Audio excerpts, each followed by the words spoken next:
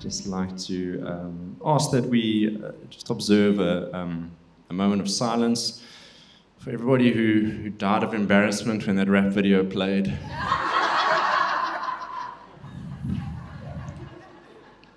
Thank you. Don't like your jokes that much, Andre. I did laugh, but not because it was funny. Okay, where are all the planners in the house? You know who you are. Eh? You know what's happening every week, every day of the week. You know that Johnny has rugby on Monday and Wednesday, Sally has ballet on Tuesday and Thursday, you do spaghetti bolognese on Friday and fish and chips on Sunday. Every time you go away, you have a detailed itinerary planned that has every time and every activity and every meal. Hey, I know where you are.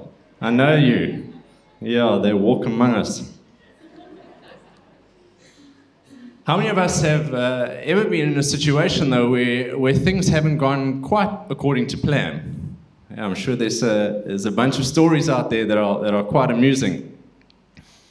When I was 19 years old, I was wanting to spread my wings, so I set off to London on the planned 2-year trip, on a 2-year working visa, as it was back then.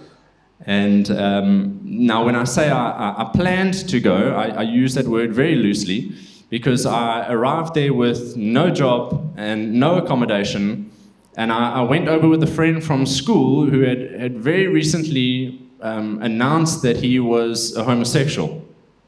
Okay, I have no problem with his sexual orientation. I'm comfortable in who I am, so I was happy to go with him. But he was my only contact there, my only lifeline. So as a result, I was thrust into this world that was basically just the pursuit of hedonism. So on the very first night, I found myself in the home of one of London's drug dealers to the elite. Within the first week, I was in heaven for a night, surrounded by a buffet of sex and drugs. Okay, now heaven is one of the largest clubs in London, not my perception of my surroundings. Job hunting proved way harder than I anticipated. I was based in the very, very liberal area of Soho, so there were jobs available, but it was kind of unclear whether you should keep your clothes on for those or not. So I declined. By week 2, I found myself in a digs in North Acton. My bed was a bare wooden cupboard, elevated about so high, and if you put your head and your feet in the corners, you could get about a 90% full stretch. I spent a couple of nights there, and then came down with a very serious flu, and feeling super sorry for myself, I packed my bags, and everything was done. My 2-year working visa, my 2-year stint in London was over within 2 weeks. Flushed down the tubes. My plan was to come back, maybe regroup a bit, actually go over with a plan, like a job, and a place to stay, and try again, but I never did. Now, admittedly, that's the kind of story that it's easy to see. Okay, you were a bit silly, you didn't plan well. What was the outcome really going to be? It's a simple equation. Stupid in, stupid out. Okay, no arguments from me. That was really, really poor planning. Okay, as they say, if you fail to plan, you are planning to fail. But even the best laid plans can still get thwarted. I'm sure many of you have a pretty generic life plan. Go to school, further your education at college or varsity, get a job, fall in love, find a wife, settle down, buy a house, have the average 2.5 children, climb the corporate ladder, make enough money to retire comfortably, play a bit of golf, and die in your sleep at a ripe old age. Okay? Sound pretty similar to what most of us have planned for our life. I had a similar plan, just with a lot less golfing. But that plan came to a very abrupt end in the beginning of 2018 when my wife was diagnosed with stage 3 breast cancer. We walked a journey over the next 3 years in and out of the full cancer routine, the chemotherapy and the radiotherapy and the works, and so much prayer and trusting for healing. But 2 years ago, the beginning of 2021, she lost her 3-year battle to cancer, and our life plan, my life plan, was just completely derailed in that instant. I was left with 2 little girls to raise and provide for on my own. I had no partner, and they had no mom. Everything we once knew had fallen apart. Essentially, I had come to a defining moment in my life, a pivotal point in the life of many of us if we come to these sorts of things. Now, over the last 3 weeks, Andre has been presenting this simple diagram illustrating the Christ-centered life. Okay, so you have your dark blue area there representing a Christian life, and then you have that central spot, the red area there, where the peace and power of God truly exists. When we find ourselves truly centered in Jesus, that's when things start to work. That's the place that He is calling us to, a Christ-centered life. Now, I want to add to this diagram what I believe represents the average life of a believer. So you can go to the next one, thanks. We start way off. We're there in the corner, and we kind of orbit within a Christian life, but we're far off it. And then one day, we hear and accept the good news of Jesus, and we become Christians. So there we come in from the top, and we begin to enter into that blue area, and we start to live a life that it looks a lot more Christian than it did before. But of course, there's ups and downs. As we know, we fall away from God. We come closer to Him. We have times when we truly live a Christ-centered life. And then at some point in that journey, we hit that spot. We hit the X. We hit a pivotal point in our lives, a defining moment in our lives. For me, it was the death of my spouse. For you, it may be a failed marriage, a business that went under, an accident that left you disabled, a miscarriage, a father that was abusive to you as a child, or walked out on you. In moments like these, we have a choice. We can move closer to Jesus, or we can turn and hightail it out of there as far as we can and as quick as we can, wanting nothing to do with the God who failed us in our time of need. By the grace of God, I went the right way, and I drew nearer. But turning and running makes a pretty strong case too. I know all too well. I trusted this God, the healer, the one who I've been serving, the one who loves me, the one who has plans to prosper me. I prayed. The pastors prayed. You as a church prayed. And God, the good God, did nothing. He let a bad thing happen. Surely I have every right to be bitter and angry and offended and want to run from God. What kind of good God could let this kind of thing happen?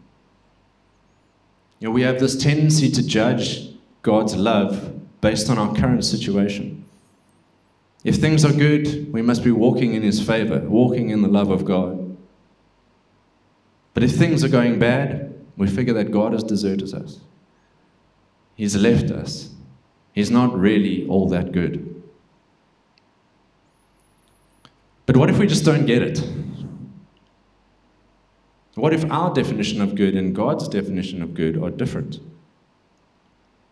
What if the plan that we see before us is only a few steps in a 10-step plan? What if we have a microscopic view of the timeline of our life? We don't see the full picture. What if when everything seems like it's falling apart, it's actually falling into place? I'm going to repeat that. What if everything seems like it's falling apart, it's actually falling into place? And I'm going to tread lightly here, because I know there's some of you who are going, whoa, whoa, whoa, whoa. So you're saying that the death of my child in that accident was the plan of God?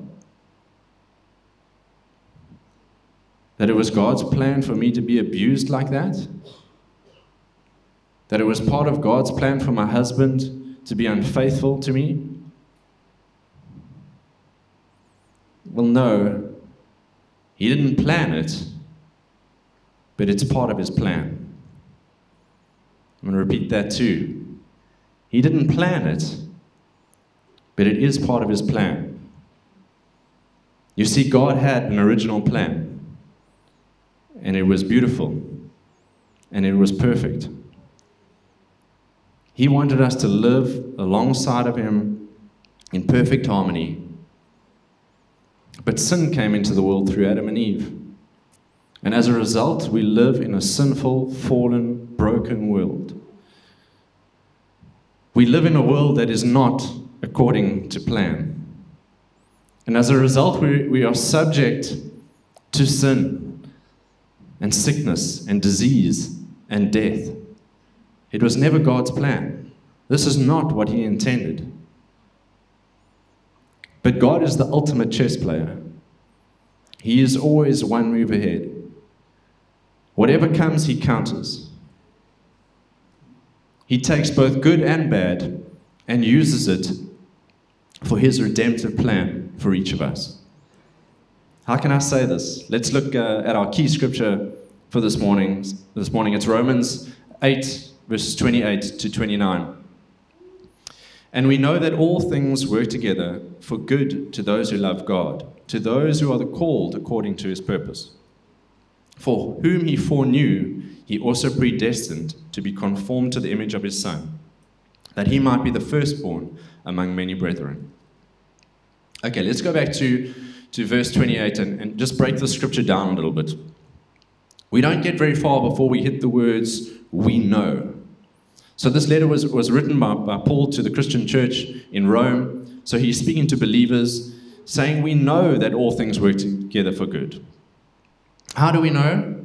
Because for centuries God has been proving himself, showing time and time again that he does work all things together for good. It's documented in the scriptures. It's no doubt happening there in Rome, in the community. It happens here in front of us. I believe he's reminding them and us that we know, but we forget. The story of Joseph is a prime example of God's plan coming together despite what we see, and I'm sure what he felt, as several obstacles and setbacks in his journey. Those things that we thought would have derailed the plans of God and purposes of God are actually what he uses as part of his plan. So we read the story of Joseph in beautifully written chapters in Genesis 37 to 50. It's a large chunk of scripture, so I'm not going to read it now. If you don't know the story, it's told so well. Go and read it. It's a real page turner. And I'm simply going to summarize some of the key points from Joseph's life. So his trouble started as a young man when his jealous brothers pushed him in the pit and sold him into slavery. He found himself in Potiphar's palace, though, and his work was recognized, and soon he was promoted to the head of Potiphar's estate. Potiphar's wife also recognized him, but less so for his work and more so for his good looks. And she set about a plan to seduce him. But Joseph stood strong and he fled. He literally turned and ran from her. Okay, I feel like that's a word for someone today. Run. Just run from your tempter. She then falsely accused Joseph of being the one who was the seducer, and he was thrown into prison. Again, God's favor followed him in prison, though, and soon he was promoted to the right hand of the prison warden, and he encountered two other prisoners who had strange dreams that he interpreted. Soon one of those guys was released, and he was telling Pharaoh, who was having similar strange dreams, that there was a guy that I remember in prison who was pretty good at interpreting dreams. So soon Joseph finds himself in Pharaoh's presence, interpreting the dream about the 7 years of abundance and 7 years of famine, and he is the one who gets put in charge of the whole of Egypt's resources, elevated to a position higher than anybody else in the whole of Egypt. So here's a guy who was hated by his brothers and sold into slavery. We think that's the end of the story, surely. But no. God takes him from the pit to the palace. Then he's thrown into prison for seducing his master's wife. Surely now, that's the end of your story. No. Instead, God takes him from being a prisoner to a prince. It's the story of Joseph. It's the story of Jesus. It's the story of Ruth and Naomi. It's countless other stories of how God, in the midst of all the bad, turns things for our good. It's the same God who is the same yesterday, today, and forever. This is the God that we serve. So this allows us for that truth to settle in us, that we know that God works all things together for good. Okay, let's move on. All things. God works all things together for good. Not some, not most, not 99.9%. All things. All is limitless. It has no bounds. It's non-exclusive. That means that your greatest fear in this life, if it comes to pass, if something happens that you fear the most, God can use that very thing, turn it around, and work it together for your good. But what is good? When people quote the scripture, they often stop halfway. They do a little 28a. They overlook the rest of the verse, which may be the most important part. It says, we know that all things work together for the good of those who love God, who are called according to his purpose. And what is his purpose? Verse 29, for whom he foreknew, he also predestined to be conformed to the image of his Son. God's purpose for you in this life is to become more and more like Jesus. The good that Romans talks about is not just better circumstances.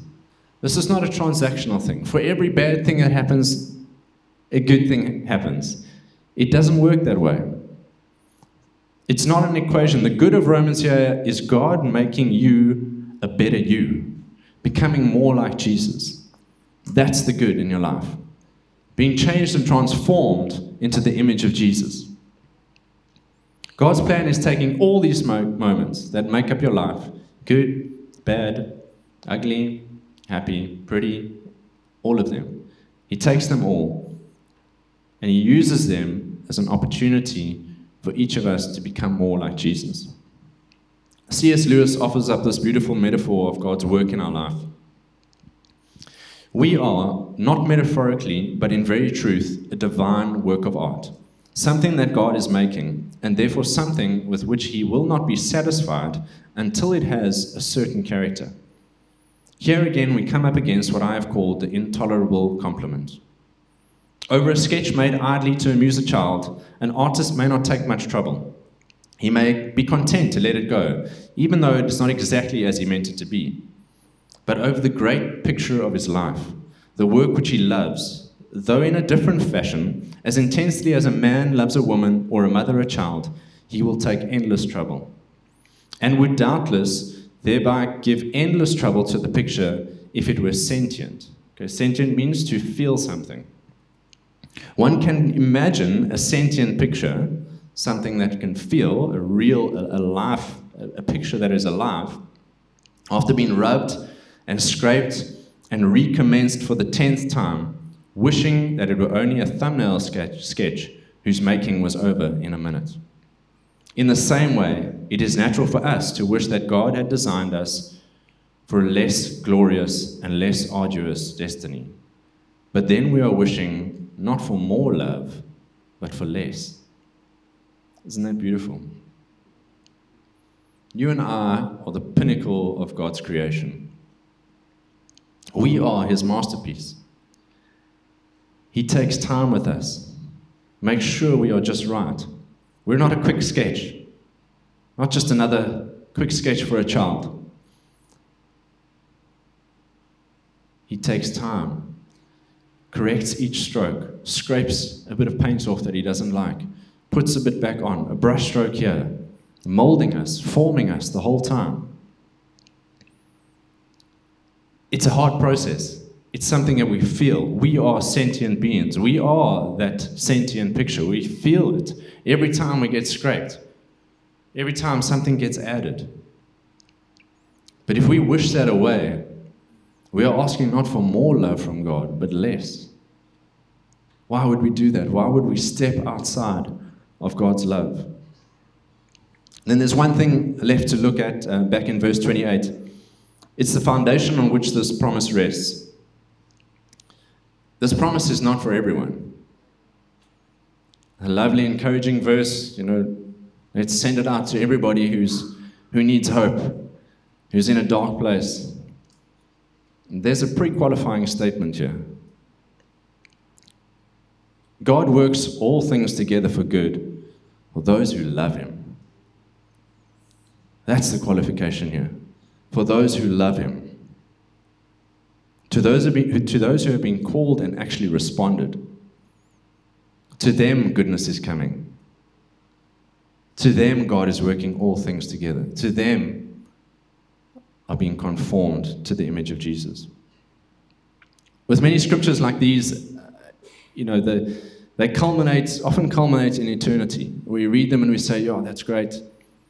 One day, I'm going to be made beautiful. I'm going to be made whole. Everything is going to be right again. God will work my entire life together for good." And that's true. He will. That will be the most glorious day of our lives when you arrive in heaven. And all things, every part of our life has been worked together for good. But we also know that by Joseph's story and many others, that God works here. He works here in this life. He works here in the land that we are living in. The goodness of God will be seen in the land that we are living in.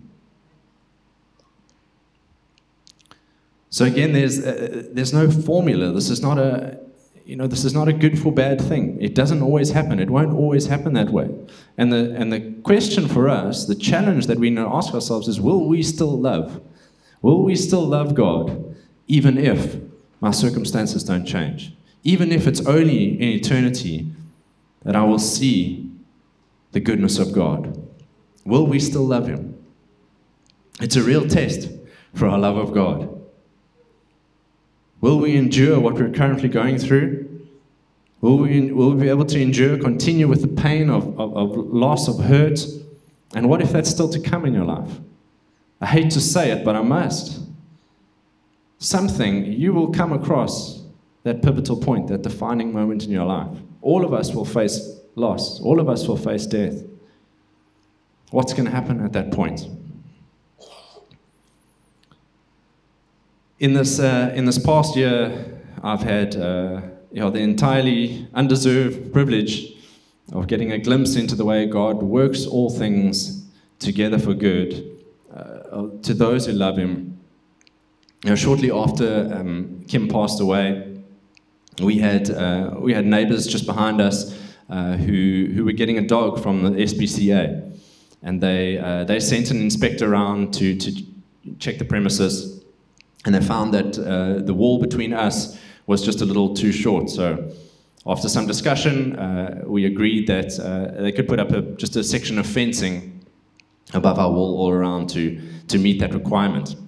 And in that conversation, my neighbor found out that my wife had passed away, and they offered help. His wife was a teacher and said, the kids can come around and she'll help out and just give me a break for an hour or so.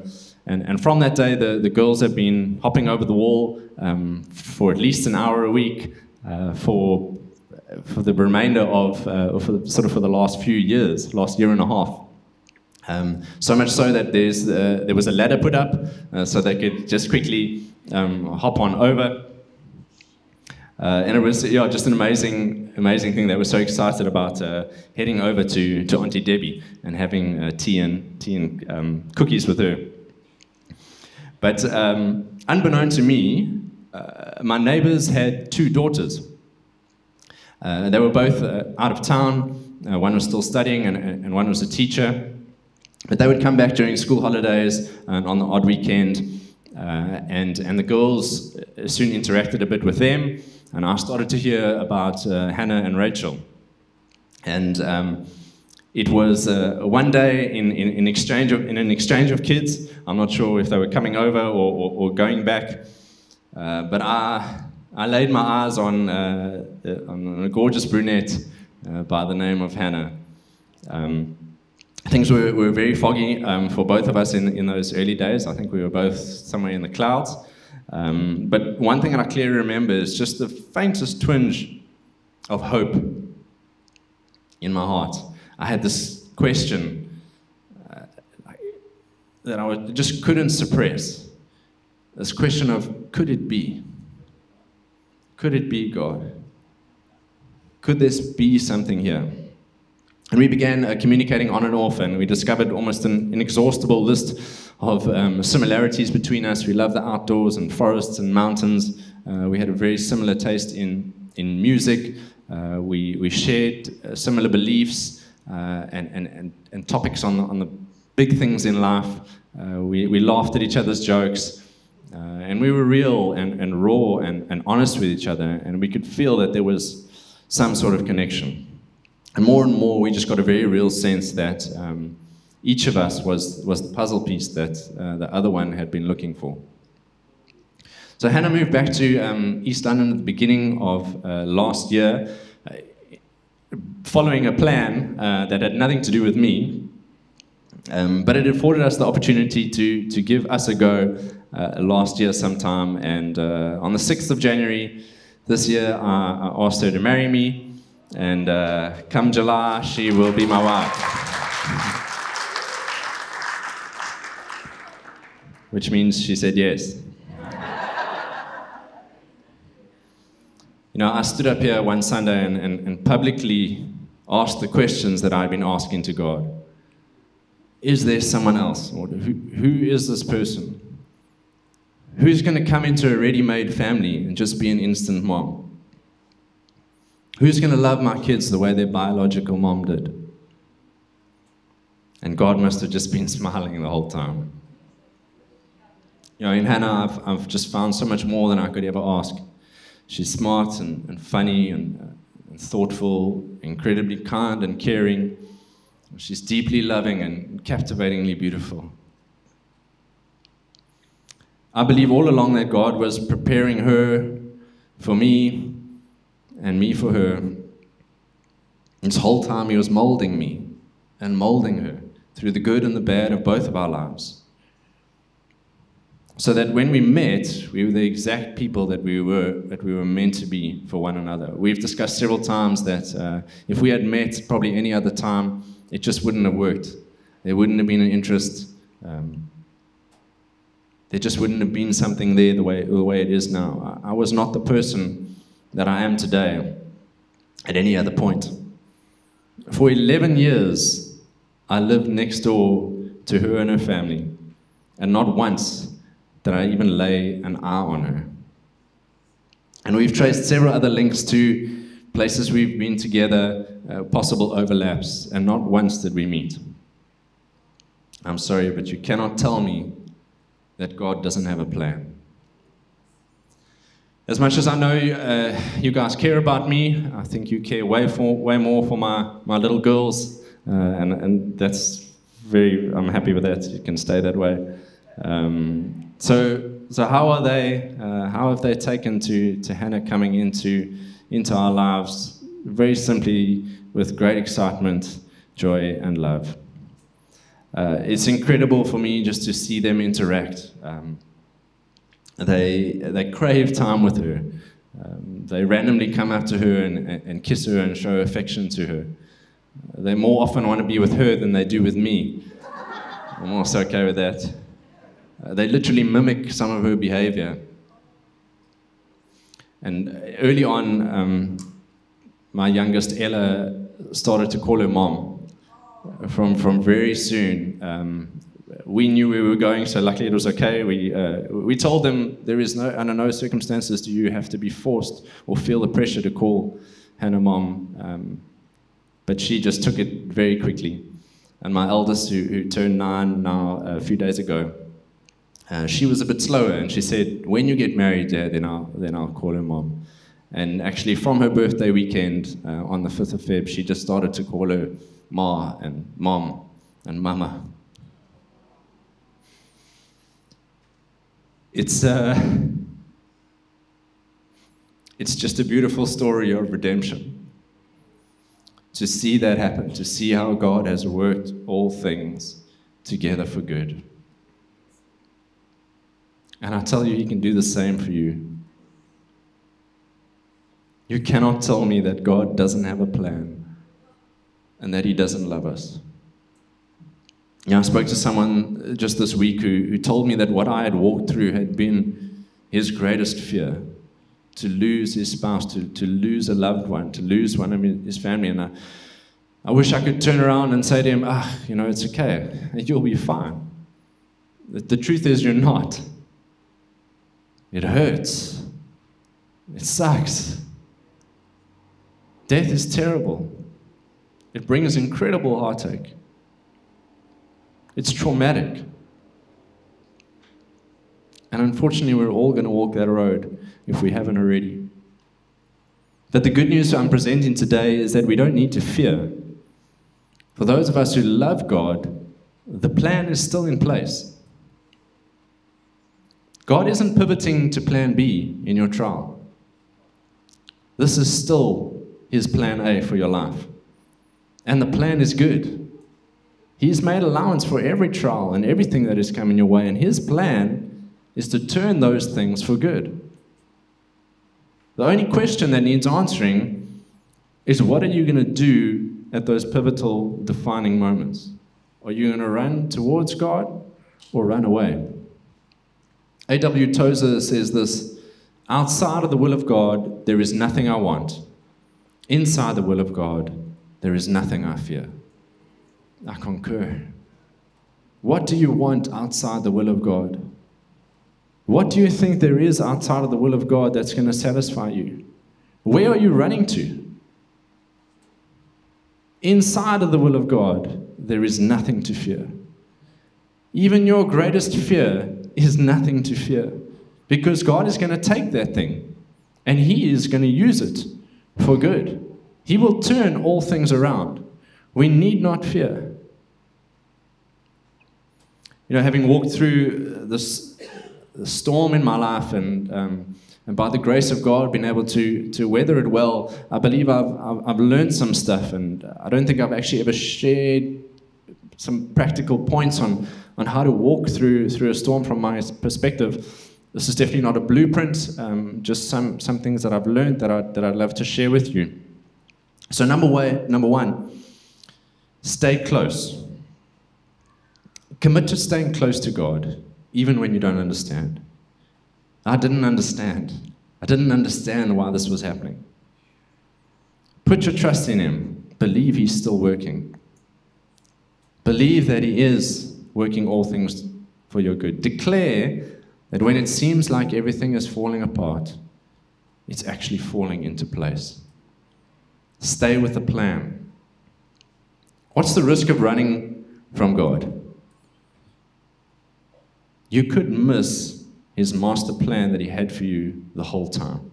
You could miss it entirely. Romans 8:28 suggests that God and all of heaven are conspiring on your behalf to bring goodness into your life. Why would you run from that?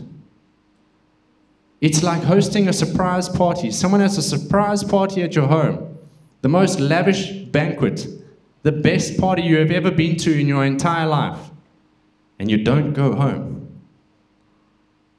You're missing God's plan for you if you run away from Him. I know it hurts. I know it doesn't make sense. Stay close to God. He has a plan, and He's working it. Number 2, stay connected. I quickly learned the beauty and importance of church community. I've always loved church community, but when I walked through this ordeal, I was supported spiritually, emotionally, practically, and financially by you guys. The community rallied around me, and I would not have made it if I didn't know that I was being backed, that I was being held, that I was being supported. Don't run away from what God has given you. He's brought you into a house, into a community. Don't run away from it. This is your support structure. Not once, for any extended period of time, did I ever feel alone, because I knew that each and every one of you was here for me. Number 3, stay open. This is an important one. I believe it's possible to stay close to God, but to still be closed off to God. We can be in proximity, we can be here at church, we can sit under His word, but we can still be closed to God. How do you expect to allow the love of God to minister to you if you don't open up your heart? We need to stay open to God, open to His call, open to His prompting. When we're hurt, it's our natural response to hedgehog. So we don't want to let anybody in. It sparks out and we roll up into a ball. God can't work in that space. I remember at our Open Heavens conference last year, we were pursuing healing, and I wasn't in a great space at that time. I was still wrestling with questions and, why, God? I'm supposed to pray for healing and celebrate you as the healer, but where was my healing? Where was the healing for my wife? And I remember I was at the back there, and there was a woman who attended the conference who had very clearly been walking a road of chemotherapy. She had a headscarf around her head, and I'm not sure where she is today, but she came forward in a response to healing, and from the back there, there's something in me just began to run, and I ran straight for her because I didn't want anyone else to get to her. And in the midst of my pain, I just started to pray over her. And I wept, and I wept, and I wept. And the presence of God hit her, and she was on the ground, and I just stayed with her and cried and prayed and cried and prayed. It was one of the hardest things that I've ever done, to pray for a woman for something that I was wrestling with. But in that moment, God was healing me. God was healing me through that. And I don't know what happened. I don't know where she is or what happened to her. But I stayed open to God. I stayed open to receive the love of God, and I did. He was faithful to heal me through everything that I've been through. He's just been talking to me, been opening me up. It's the love of God that heals us. Okay, number 4, don't stay silent. When an opportunity arises, speak. Speak about where you're at. Speak about the pain. There is purpose in the pain. Naturally, I've had the privilege of having a literal platform to speak on, to minister from. Not all of us get that opportunity. But in this place, I've wrestled through messages, wrestled with God. I need to say this, Lord. I want to say this thing. And I've wrestled with Him, and I've cried, and I've spent hours and hours with God, fighting with Him over these concepts and these principles. And it's been like free therapy. Thank you, you guys. You're wonderful counselors. I just come and I get to dump my stuff on you.